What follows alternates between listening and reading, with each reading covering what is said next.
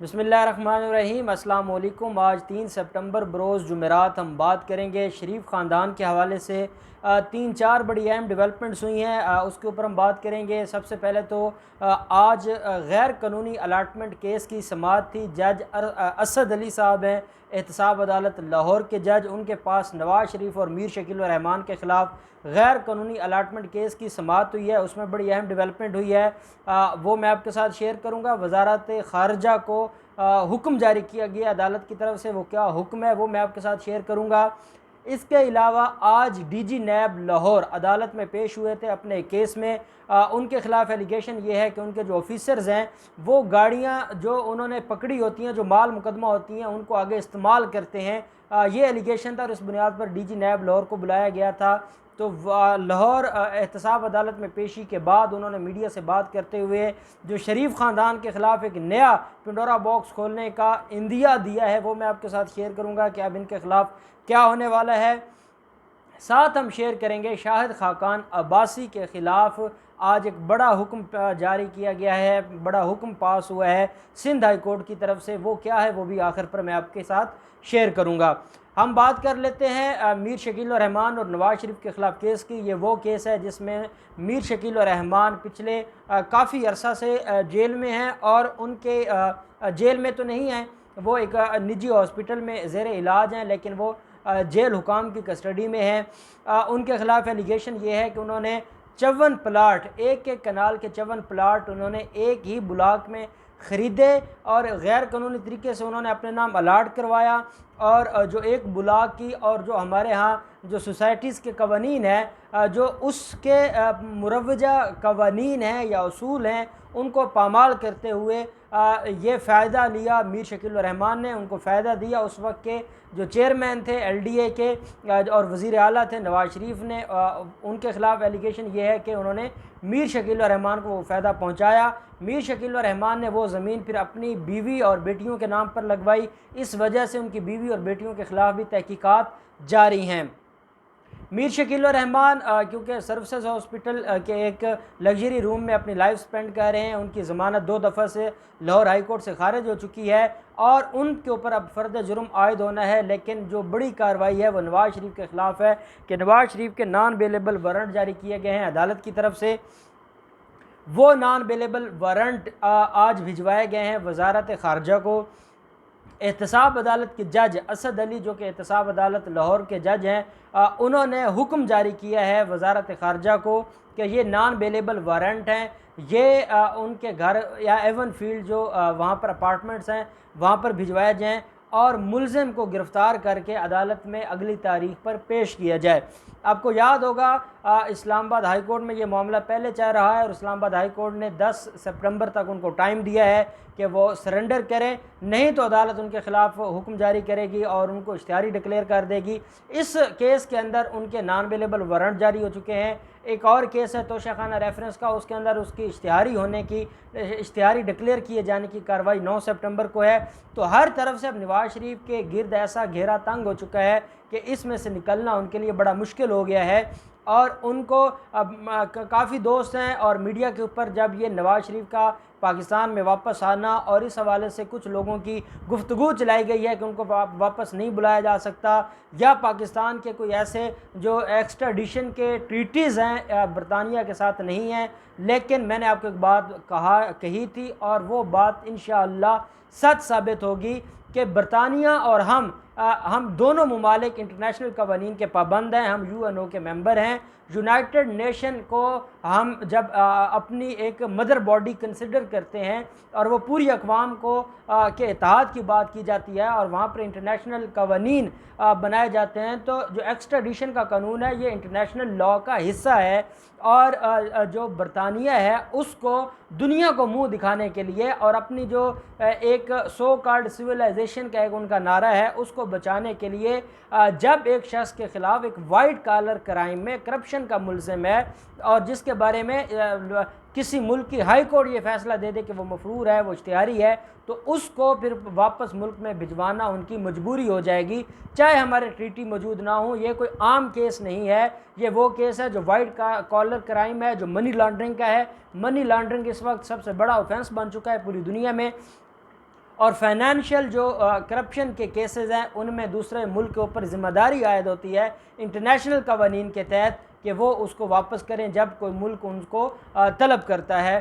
तो नवाज़ शरीफ को पाकिस्तान आना पड़ेगा। पाकिस्तान नहीं आएंगे तो उनके ख़िलाफ़ ना सिर्फ वो इश्तिहारी डिक्लेयर हो जाएंगे बल्कि वो जो अपीलें चाह रही हैं उनका अपीलों का जो राइट है वो क्लोज़ हो जाएगा और अपीलें उनकी मुस्तरद हो सकती हैं और नैब की अपीलें मंजूर हो सकती हैं, या जो साबका जो उनको सज़ा मिली हुई है 10 साल की और 7 साल की वो बहाल होगी। और वो बहाल होने के बाद फिर इनका जो ये उम्मीद थी कि शायद इनको कोई अपीलों में बेनिफिट मिल जाएगा, वो ये रास्ता भी अपने लिए बंद कर बैठेंगे। और यही वजह है कि वो ऐसा नहीं करना चाहेंगे और वो हर हाल में उनको पाकिस्तान आना होगा।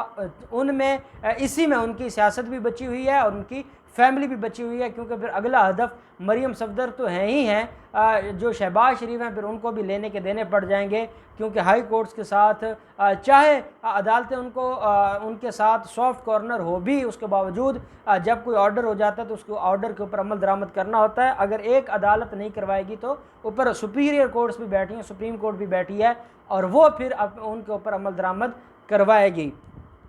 अब हम साथ आ जाते हैं। दूसरा जो मामला है कि आज डीजी नैब लाहौर ने बड़ी अहम बात की है और उन्होंने ये कहा है कि जब उनसे सवाल पूछा गया कि मरीम सफदर को बुलाना है तो उन्होंने कहा कि मरीम सफदर के ख़िलाफ़ जो गैर कानूनी अराज़ी का केस है अब वो सिर्फ मरीम सफदर के ख़िलाफ़ नहीं रहा बल्कि उसके लिए हमने नवाज़ शरीफ और शहबाज शरीफ को भी शामिल तफ्तीश करने का फ़ैसला कर लिया है। और उन्होंने कहा कि ये 3000 एकड़ अराज़ी है रायवंड में जो इन्होंने गैर कानूनी तरीके से अपने नाम करवाई है। और मैंने आपको बताया था एक केस फाइल हुआ था, एक प्रोफेसर हैं पंजाब यूनिवर्सिटी के, उन्होंने सिविल कोर्ट में केस फाइल किया था और उसमें एलिगेशन ये लगाया था कि 5000 एकड़ है जो शहबाज शरीफ और मरीम सफदर ने गैर कानूनी तरीके से अपने नाम पर ट्रांसफ़र करवाई है। हालांकि जो ओरिजिनल अलाटी है जिसने गवर्नमेंट से वो ख़रीदी थी वो ओरिजिनल अलाटी ने 2012 का वो अलाटी है, 2012 में उसके नाम ट्रांसफ़र हुई थी और वो आज तक ज़िंदा है, लेकिन उन्होंने गैर कानूनी तरीके से और अथॉरिटीज़ के साथ मिलकर और मुख्तलिफ हीले बहाने करके उन्होंने अपने नाम करवा ली थी और उसका बेनिफिट लेते हुए ये आज तक वहाँ पर काबिज़ हैं। वो सिविल जो मैटर है, जो सिविल लिटिगेशन है वो अलग से चल रही है। अब इस सारे मामले को नैब ने उठा लिया। पहले सिर्फ 200 कनाल का मामला था, अब ये 3000 एकड़ का मामला आ गया है। और उसमें मैंने आपको एक दफ़ा पहले भी बताया था कि ना सिर्फ नवाज़ शरीफ और शहबाज शरीफ हैं बल्कि उनकी वालदा मरियम की दादी भी इसके अंदर मुलव्वस है और उसके नाम पर भी अराज़ी है और उनको भी शामिल तफ्तीश किया जाएगा। और ये पूरी फैमिली बदकिस्मती से कि बच्चे हों या बड़े हों, क्योंकि जो तरबियत होती है फैमिली की तो पूरी फिर फैमिली ने ऐसे ही काम करने होते हैं। अब उनके लिए बड़ा मुश्किल हो गया है सर्वाइव करना कि वो हर तरफ से शहबाज शरीफ के ख़िलाफ़ पहले काफ़ी केसेस हैं, मनी लॉन्ड्रिंग के रेफरेंस भी फाइल हो चुका है, रमज़ान शुगर मिल और आशियाना हाउसिंग स्कीम उनके सर पर खड़ी है, जो चीनी सब्सिडी का मामला था इनकी शुगर मिलों का वो मामला अलग से इनके सर पर खड़ा है और अब ये गैर कानूनी अराज़ी का मामला भी इनके गले पड़ने वाला है। और आज डीजी नैब लाहौर ने कहा है कि हम बहुत जल्द शहबाज शरीफ को इसमें भी नोटिस जारी कर रहे हैं, नवाज़ शरीफ को भी नोटिस जारी करेंगे और मरीम सफदर को भी दोबारा अगले कुछ दिनों में बुलाया जाएगा और उनसे पूछ-गुछ शुरू कर दी जाएगी। अब हम आखिरी मरहले पर आ जाते हैं इस वीडियो के और वो है शाहिद खाकान अब्बासी के ख़िलाफ़ गैर कानूनी अलाटमेंट का केस है, गैर कानूनी तकर्रियों का केस है और वो PSO में गैर कानूनी तकर्रियाँ की गई थी और उसके ऊपर आज सिंध हाई कोर्ट में ज़मानत के ऊपर समाअत हुई है। शाहिद खाकान अब्बासी आज अदालत में मौजूद थे, 2 दिन पहले भी इसके ऊपर समाअत हुई थी और आज भी समाअत हुई है। आज जो वकला हैं शाहिद खाकान अब्बासी के उनकी तरफ से बहस हुई है और उन्होंने सारे मामलात उन्होंने कहा है जी कि जब हमने PSO को संभाला था, जब हम PSO में तकर्रियाँ कर रहे थे वो तकर्रियाँ कानूनी थी और यही वजह है कि उस वक्त PSO मुनाफा में था, आज PSO खसारा में है और आज PSO को नुकसान हो रहा है। तो अदालत ने कहा कि आप यहाँ पर कोई सियासी तकरीर करने नहीं है और हम ना खसारा देखने को बैठे हैं ना मुनाफा देखने को बैठे हैं। हम ये आपसे पूछ रहे हैं कि जो कानूनी तरीक़ाकार था, जो प्रोसीजर था, क्या उसके तहत आपने वो तकर्री की थी जो आपने MD लगाया था PSO का, या आपने गैर कानूनी तरीके से या कोई और प्रोसीजर अडॉप्ट किया था जिसकी कानून इजाज़त नहीं देता? आप उसका जवाब दें, आप इधर उधर की बातें ना करें। तो फिर जो ख्वाजा साहब साहब थे जो कि रिप्रेजेंट कर रहे थे शाहिद खाकान अब्बासी को, ख्वाजा नवीद साहब, उन्होंने कहा कि जनाब हमारा इसमें मौक़िफ़ ये है कि हम ये कहते हैं कि हमने उनको कानूनी तौर पर जो तकर्री उनकी की है, और उनकी गैर कानूनी तकर्री करने के बाद हमने सारे मामलात को देखा है, और सारे मामलात को देखने के बाद हम इस नतीजे पर पहुँचे हैं कि वो गैर कानूनी नहीं बल्कि वो कानूनी है। और फिर जब कोई तकर्री आपको फ़ायदा दे रही होती है तो अगर उसमें कोई इरेगुलरिटीज़ हों तो उनको फिर नज़रअंदाज किया जाता है। तो साथ नैब के जो थे हुकाम थे, जो नैब प्रोसिक्यूटर्स थे, उन्होंने भी बहस की है। तो बहस सुनने के बाद अदालत ने अभी सिर्फ उनकी जो अबूरी ज़मानत है उसमें तौसीक़ की है, उसको फाइनली डिसाइड नहीं किया, लेकिन अहम काम यह किया है कि शाहिद खाकान अब्बासी को भी इसका नाम ECL में डालने का हुक्म जारी कर दिया है, और जो बाकी इस केस में मुलजमान हैं उन सब के नाम ECL में डालने का हुक्म जारी कर दिया है। और शाहिद खाकान अब्बासी जो बहुत ज़्यादा बोलते हैं, और वो जो नवाज़ शरीफ और मरीम ख़ानदान है उसके साथ उनका बड़ा करीबी तल्लक है, और उनके इशारों पर ही ये सारी करप्शन होती रही है, और वो पैसा फिर वहीं जाता था, रेविंड और जाती उम्रा के महल्लात में जाता था जो ये करप्शन के ज़रिए कमाते थे। तो अब इनको ये भूल जाना चाहिए कि ये बैरून मुल्क जा सकेंगे। कल सुप्रीम कोर्ट ने बड़े खुले अल्फाज में फरमा दिया है, जो केस था उनके पास जाली बैंक अकाउंट्स केस में, जो अनवर मजीद की दरख्वास्त ज़मानत थी, सुप्रीम कोर्ट ने कहा है कि अब कोई नहीं जाएगा बाहर इलाज करवाने। तो अब शाहिद खाकान अब्बासी का भी बाहर जाने के दरवाजे बंद हो गए हैं। LNG स्कैंडल हो, चाहे वो शुगर इंक्वायरी हो, चाहे वो ये मामला हो, या बाकी करप्शन के जो केसेस हैं, इन सारों में अब इनको भी सज़ा होगी और ये लंबे अरसे के लिए जेल में रहेंगे। इन केसेस में जो भी डेवलपमेंट होगी हम आपके साथ शेयर करते रहेंगे। अल्लाह पाक पाकिस्तान का हामी नासिर हो। बहुत शुक्रिया। अल्लाह हाफिज़। पाकिस्तान जिंदाबाद।